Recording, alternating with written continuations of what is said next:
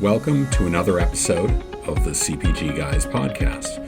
Our co-hosts, Shri Rajagopalan and Peter V.S. Bond, explore how brands and retailers engage with consumers online, in-store, and everywhere in between. And now, here are Shri and Peter. Hello, everyone, and welcome to the CPG Guys podcast. I'm PVSB, aka the Zone Defense CPG Guy. My domains of expertise revolve around digital shelf content, retail, customer data, insights, CRM, and loyalty. And my co-host, he's the one-on-one defense CPG guy and an expert at branding, direct-to-consumer, unified commerce, retail media, and marketplaces. Please join me as always in welcoming the man who goes by one name, Shri. Shri, how you doing, my brother? I want to say awesome, but as you know, Peter, at the time of this recording way back in April, it was the day after opening day. Neither the Dodgers or the Yankees had a great start, but by now, both of us have played caught up. We're leading our division, so life's all good. Fast forward. We don't need to, opening day, don't need to talk about it.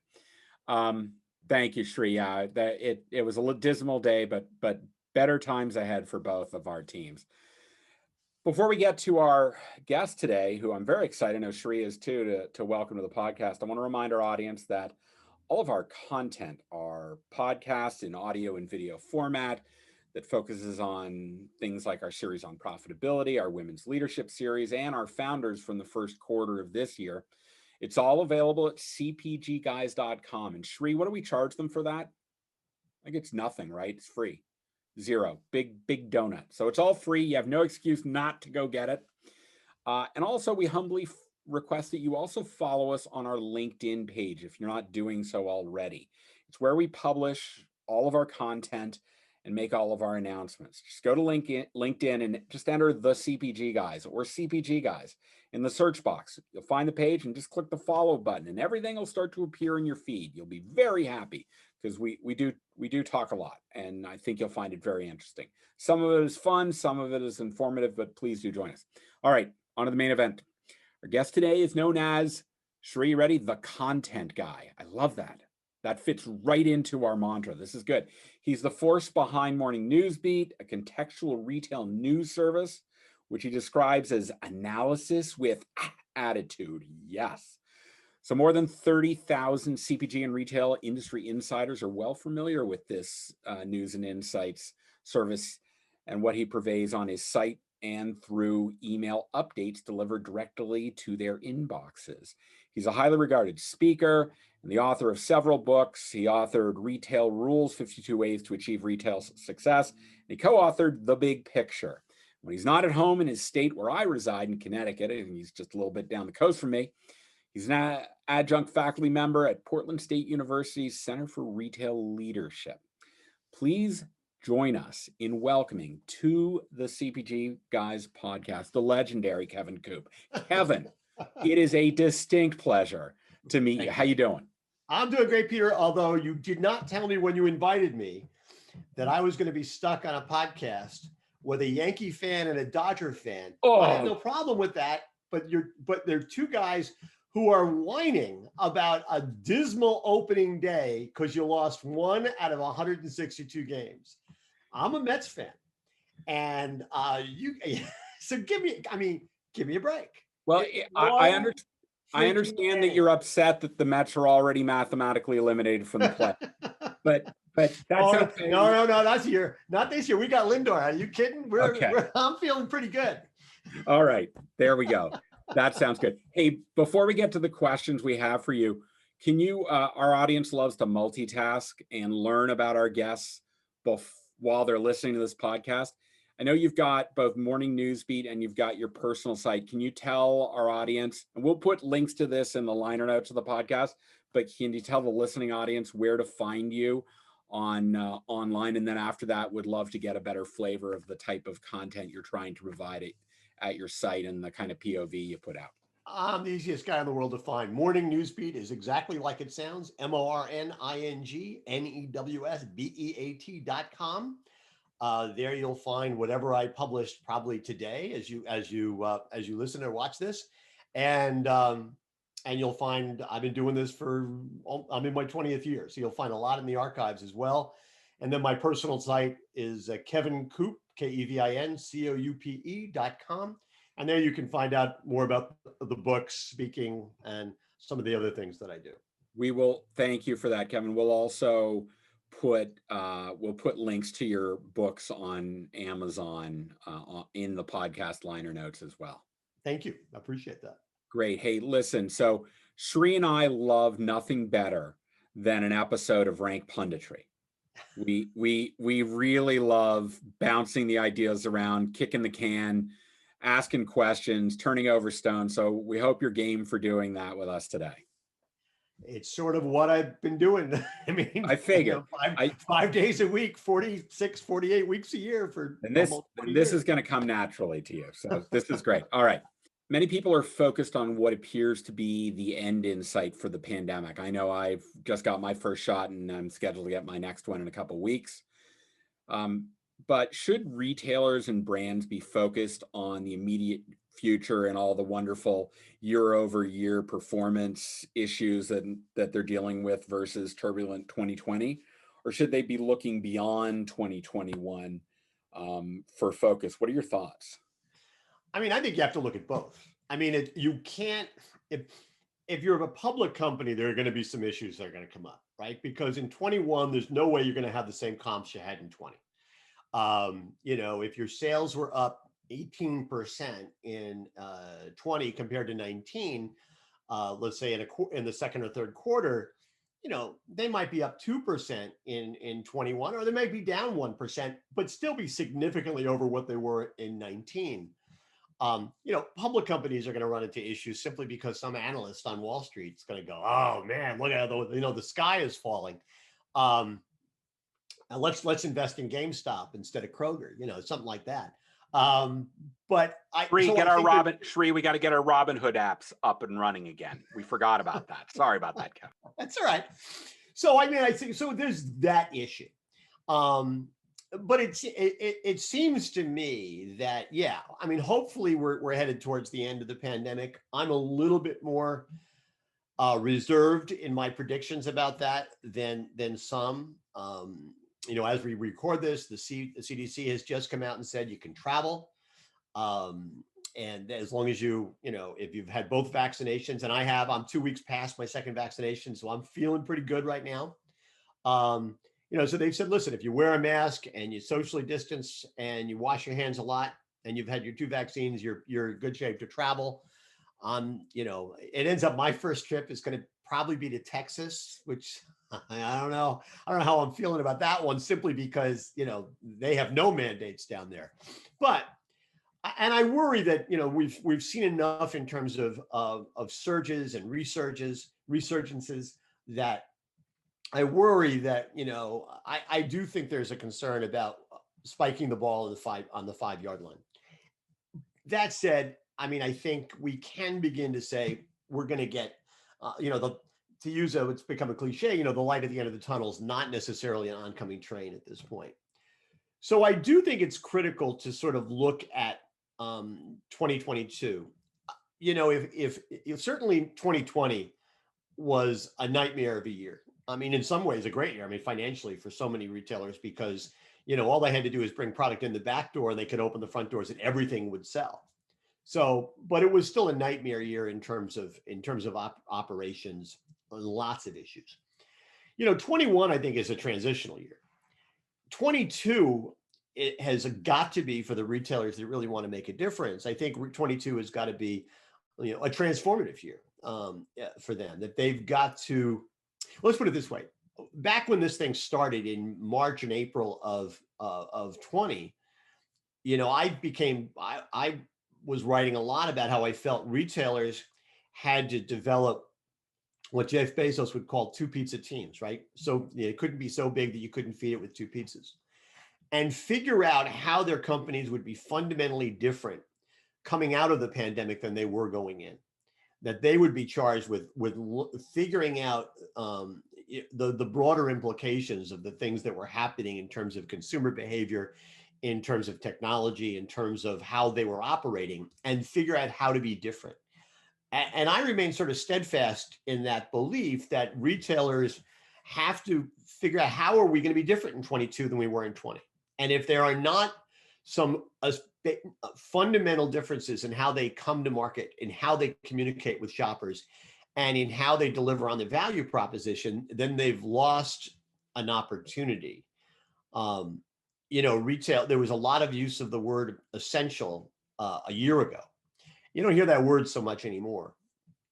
But I think that what retailers, and by the way, and CPG brands need to do this exactly the same thing. They need to think about what is it about their value proposition and their product or the services that they offer that actually is essential, and then really work that going forward. That if they don't do those things, they run the risk in 22 of being marginalized by retailers that have done it and are businesses that have done it. And that includes resurgent businesses like restaurants. I mean, restaurants have obviously, right, more than half of all food was consumed for out of the home a year and a half ago, and that's changed dramatically. But anybody who thinks that restaurants are just going to go away, I think is mistaken. I think they're going to reinvent themselves and, in fact, may become more competitive with supermarkets and their sale of CPG brands than they were before.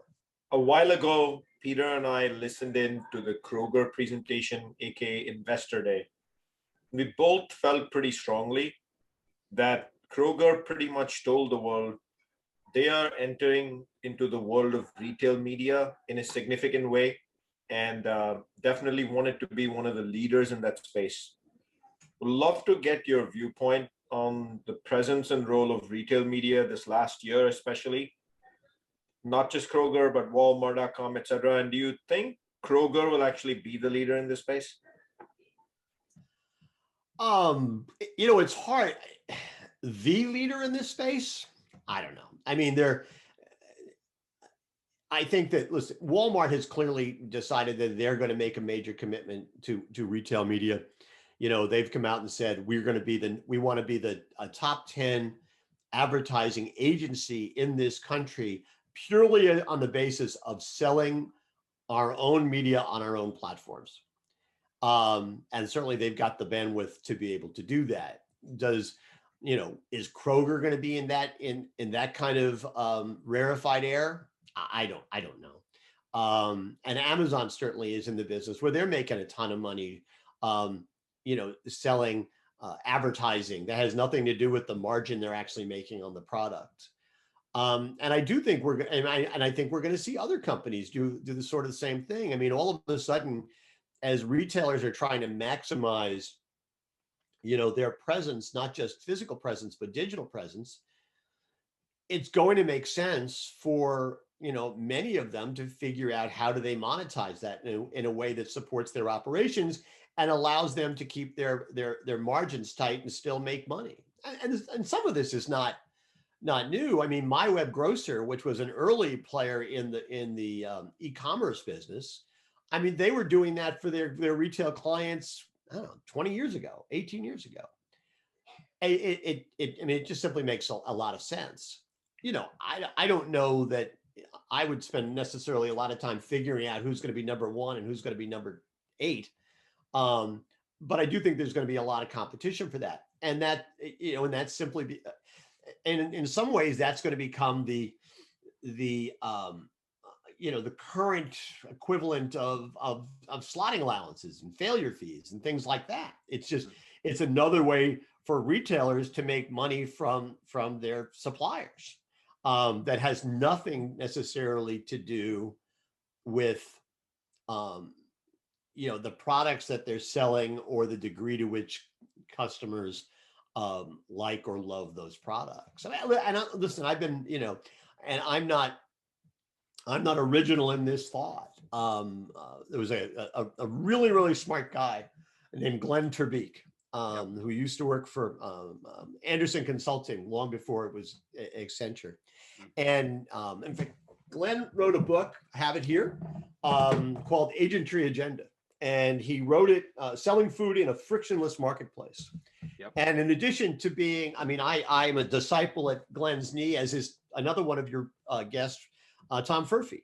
And, you know, Glenn's position was, and when he wrote this book probably 30 years ago, was that retailers were spending way too much time being sales agents for the manufacturer as opposed to being buying agents for the consumer. And that things like slotting allowances and failure fees were just an outgrowth of that. And if you looked at and I can't do the math in my head, but it basically said, if you look at all the total profit in the supermarket industry for all major companies, it was roughly the same number as the promotional spend of all the major manufacturers. In other words, retailers weren't making any money on the buy; they were making money any money on the sell. They were making money on the buy. Yep. And that made no sense to him because it corrupted, small c, what should be their main role, which is to provide customers with products that are relevant to their lives and resonant to their lives, and that make them happy and that they love. And that if you're only carrying a product because there's a really good slotting allowance attached to it, it sort of diminishes your relevance to the customer. You know, retail media, it seems to me, runs the risk of being that as well. That suddenly you're taking ads for products that may be irrelevant to your customers because you've gone to manufacturer X and said, not only if you want to be on our shelves, you know, and you want this kind of placement, you're going to have to spend this much money on a slotting allowance. And by the way, you're going to have to support it with advertising, which, by the way, they were doing in circulars and ads, and which a lot of stuff which has gone away because of the internet, right? No, you know, people are not putting out circulars the way they were. So, you know, I'm not sure that anybody's necessarily reinventing the wheel in terms of that. I'm not sure. Again, I think everybody's going to try it to varying degrees. The big companies will be able to do it on their own. Smaller and regional chains will be able to probably do it through their wholesaler, or there'll be advertising agencies or agencies that'll come along and sort of enable it. I think everybody's going to be in the game. There are some permutations of that which get sort of more interesting and more differentiated, and we can talk about this later if you want, but things like T-commerce, yeah, where there's a different kind of relationship. But again, a long answer to a short question. We're not in Iowa, but as we record this episode, it's opening week for Major League Baseball. In fact, as we were sitting here, some news came across the wire that MLB is moving the All-Star game away from Atlanta. While I don't want to go down the road of politics, I'd prefer to focus on the positive. This is a magical time for baseball fans like Shri and me. I ritualistically rewatch my favorite movies like Bull Durham and The Natural for love of the game, and of course, The Field of Dreams. I've actually been there in Iowa. It's one of my favorites. So I'm sorry to go a little off topic, but in my mind, this is kind of a giant metaphor for renewal. I'd love your thoughts just in general about how renewal applies to the industry we're following. We've gone through a really turbulent year with a whole lot of big changes and disruption in how consumers acted, how manufacturers and retailers supplied. Would love to know your thoughts on renewal going forward. Listen, any business that is not in a constant state of renewal, especially today, is probably has an expiration date on it. And I think that you know, and I mean, listen, I do think in a lot of ways baseball is an interesting. I mean, baseball is the great metaphor for everything. The great novelist Robert B. Parker once said that baseball is the most important thing that doesn't matter. And I so true.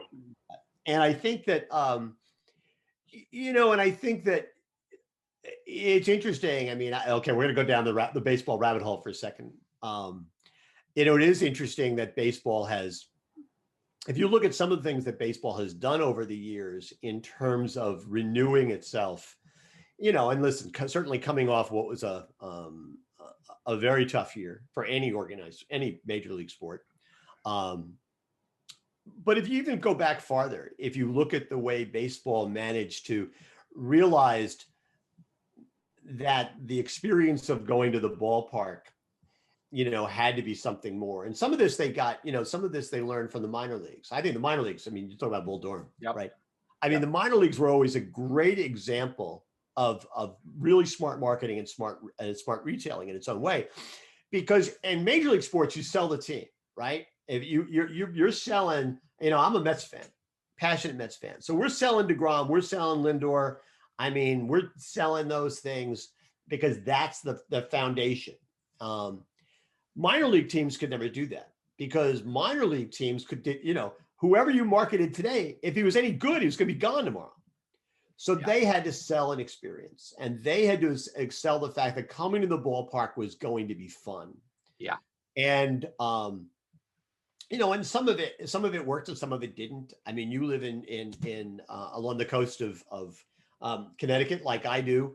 You were within a stone's throw or a baseball's throw of both the New Haven Ravens and the Bridgeport Bluefish. Oh, yes. And those were great experiences. Unfortunately, part of independent leagues or at least the Bluefish were in an independent league, which they had their own problems. Yeah. But I think, if you watch how a really great minor league teams were able to sort of renew the experience, it is a great metaphor for how retail, especially, and also, products have to continue to, reinvent themselves and find reasons to have people either buy them or come into the store or whatever it happens to be. It's funny you talk about baseball movies. I just flipped on the other night, and it was that great scene in Bull Durham where Tim Robbins' character Nuke LaLoosh keeps shaking off Crash Davis. I want to bring the heat. And he goes out and I want to bring the heat, but he hits first pitch fastballs. I don't care. He hasn't hit mine. And he said, fine. And then he goes, tell the guy, first pitch, right there, it's going to be a fastball. Guy hits it, over the wall. And it's like very rarely in life do businesses get that opportunity where somebody's going to tell you what's coming. Yeah. In fact, very often you're sitting there and you don't know if somebody's going to throw you a fastball, a curve, or a splitter, then you don't necessarily have a lot of time to react. And businesses need to construct themselves so that they are faster at reacting. And by the way, that is exactly in a lot of ways. And if I'm rambling here, stop me. Okay. No, I could do that. Keep Sometimes going. We love this. Digression is my middle name. Yeah. When you think about it, that's exactly what happened during the pandemic. That retailers were more nimble and more innovative than ever before. And from the big ones to the small ones. And the reason was they had to be, because like on March 1st, everything changed or thereabouts, right? And so they had to suddenly do things they'd never done before. If they weren't in e-commerce, they had to suddenly get into e-commerce. If they weren't doing click and collect, they had to get into click and collect or delivery, would happen to be, and they had to do these things all really quickly. They had to put up plexiglass overnight. They had to, all these things they had to do. And the reason they were so good at doing it was because they didn't have time to think about it. They didn't think of it as innovation. They thought of it as survival. But in fact, they were innovating. And in the same way that a baseball player has to decide like that, as soon as the ball leaves the pitcher's hand, what is this going to be? Can I hit it? Should I swing? And that is a great lesson going forward. Yeah. That you can't overanalyze innovation. Again, I quote Bezos a lot, but Bezos' great line is, it's not an experiment if you know if it's going to turn out. And so many businesses say to themselves, okay, well, we're going to take 6 months. We're going to put together, a team of people to examine it. Then we're going to do focus groups. And by the time they've made the decision to do it, because they're sure it's going to work, well, it's already past its expiration date, and it's time they should be doing something else. And I think that retailers should have learned from the pandemic that sometimes you have to turn on the pitch really quickly, see what happens, and then be able to say, okay, and now I got to go on to the next thing. And by the way, that was my short rant. I'm going to go take us back to Amazon. Pandemic happened. We heard of 11, at the time this was recorded, 11 fresh Amazon stores had already expanded into the national marketplace here in the US.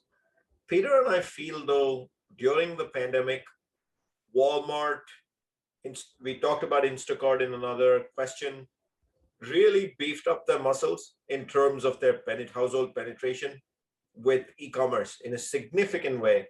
But Amazon, they were already well penetrated, really didn't make significant dents in our humble learning. And we had spoken with a friend of yours, Tom Furphy, a little while ago. And he was of the opinion that Amazon is now, the attention is all on the fresh brick and mortar stores. What are your thoughts on these fresh brick and mortar stores for Amazon? And do you think this is the future of grocery for Amazon? But then what happens to the acquisition of Whole Foods? Well, first of all, one of my rules is I never disagree with Tom Furphy. So that's number one.